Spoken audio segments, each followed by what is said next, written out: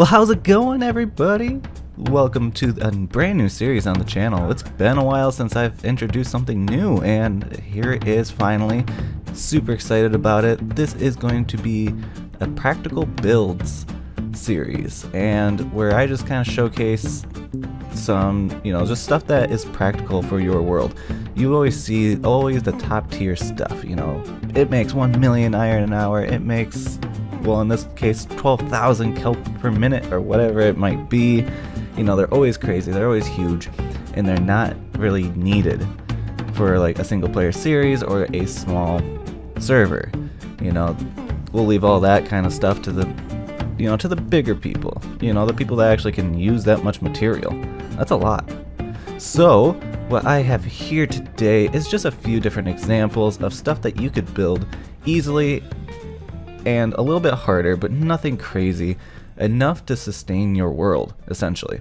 So first off, we have example number 1, where we have just a basic little thing. This you could create super fast. The only thing you would need is a lever and a piston.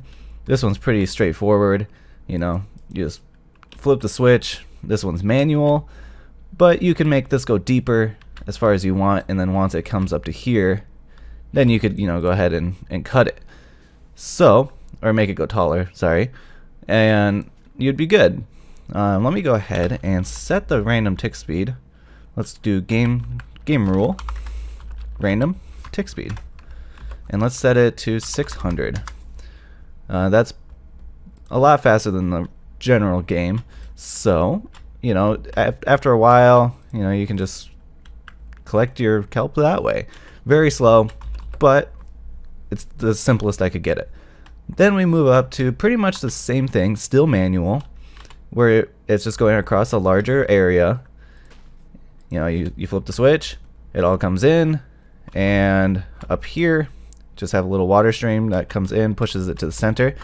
The only downfall, I would make the walls up a little higher, and if you have the resources, I would place in a second and third hopper here and here. So, because they might get stuck in these two spots. That's my only concern of this build, but it still works, and it will do you justice, collecting you enough kelp. Next up is my favorite of the 5. We have the first automated one, and to me this one works pretty much the best.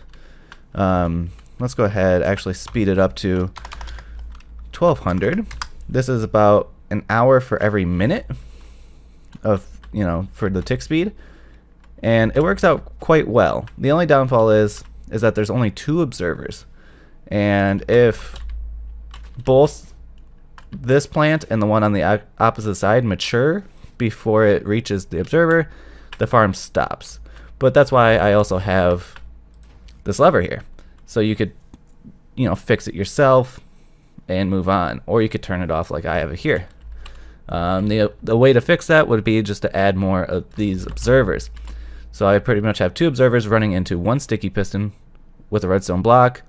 Whenever they get a pulse, it comes down, powers this, and once the kelp breaks or is gone, it sends another signal, pulling it back up. Very simple, quite cheap. You could expand on that. I would recommend it, because the more observers you have, the better chance it's not going to get stuck. So this one's really simple, pretty cheap. It does require quite a bit of hoppers, but that's gonna happen. Technically, you don't need these last 4. You could just put the chest way up here if you're looking to save on some iron. But in my case, I don't need to, because this is creative, and why not? But really happy with how this build turned out. I would definitely put this as a solo building in one of my worlds for sure. Next up, we have one that isn't functional. I did mess up on it, but it is an easy fix. It's pretty much the same internal mechanism as this one. It just looks a little different. I just thought it'd be kind of cool to make a natural looking farm, because something like that is going to stick out like crazy. But if you're going with more of a natural theme, this is something that you could totally do. I just have, it's the same thing. It's all hollowed out in the center. we got our hoppers collecting. Again, I would do the same internal mechanism as this. I will go ahead and dive in here so you can see it's just 2 straight lines going up with 3 spaces in the middle. Glass on both sides and hoppers in the center, picking them up, transferring them out. I would transfer that stuff into this.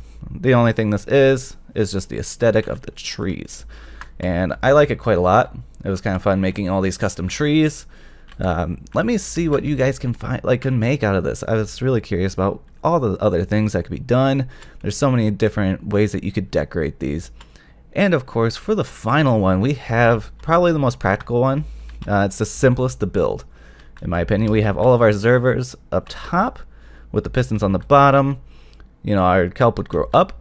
And you know me, I couldn't just make a build without the blue and white. That is, you know, my signature with the Fortis Gnomes logo in the middle. I like that. I like the double pane, you know, how I got 2 layers of glass there. I think that's kind of cool. But let's take a look in the back. We have, at this tick speed, it breaks it because it's too fast for it, like that, because they're going up so fast. But when you're at, you know, because the game speed is actually 20, like in a normal world, so that's quite a bit faster, and it won't break that way.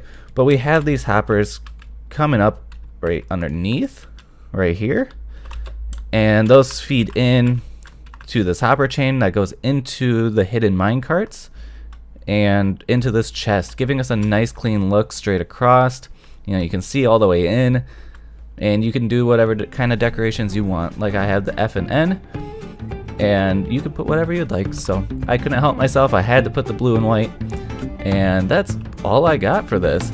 If you guys want to see more practical builds and want to, you know, see certain things, let me know and I will try to simplify them. If you've seen someone make something really crazy that's really outrageous, and you just want something that will be effective for you, let me know. What more can I make for you? And until next time, guys, I'll see you in the next one. Bye.